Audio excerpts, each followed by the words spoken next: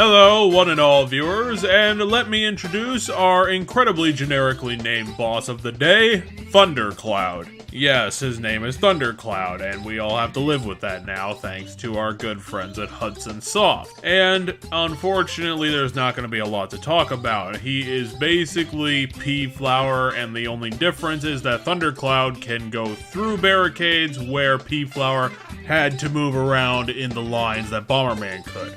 But the big difference this time around is that Bomberman has his line bombs, which makes this a ton more easy than trying to kill Pea Flower because you can bomb an entire area of the arena instead of just one place. It makes it so much more tolerable and so much better to do.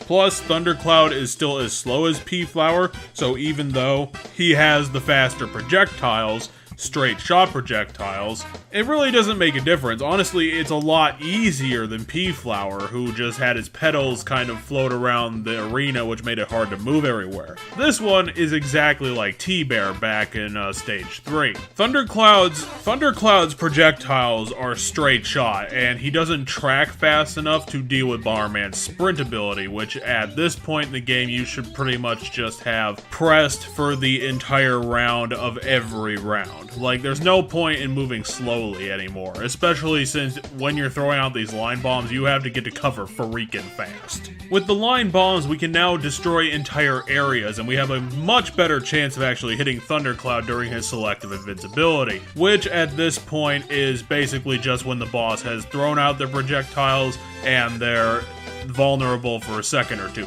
It's still shitty because the small window of opportunity that you get and the animations changing on a dime and not really edging out in favor of the player and more for the computer really just makes this a really fiddly concept that we're just gonna have to deal with if you are playing this game, because that's just how the game was designed. It gets really frickin' annoying, there's no skill in it, and really, basing boss fights on this much timing in a Bomberman game is just a complete dick move. Like, this game is designed to not be immediate, okay? The actions of the player are not immediate to the boss, so trying to time it is more of a luck thing than a skill thing, especially when you really can't bait the boss into actually attacking very well, so you really are just holding out for dumb luck that you're putting bombs all over the place in the right times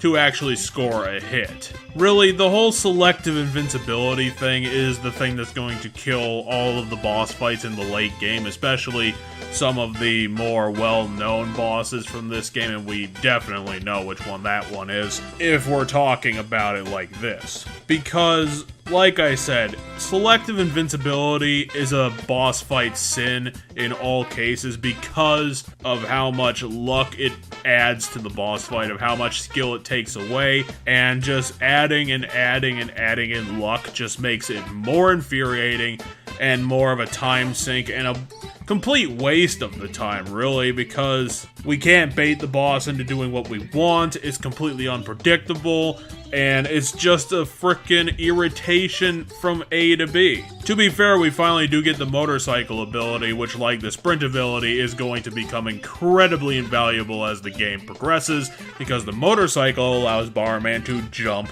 fences, which means he's going to become double fast than when he started with, but it's not a justification for this many design fuck-ups and really things that are so simple that didn't need to screw up. Like, this isn't a technological limitation thing.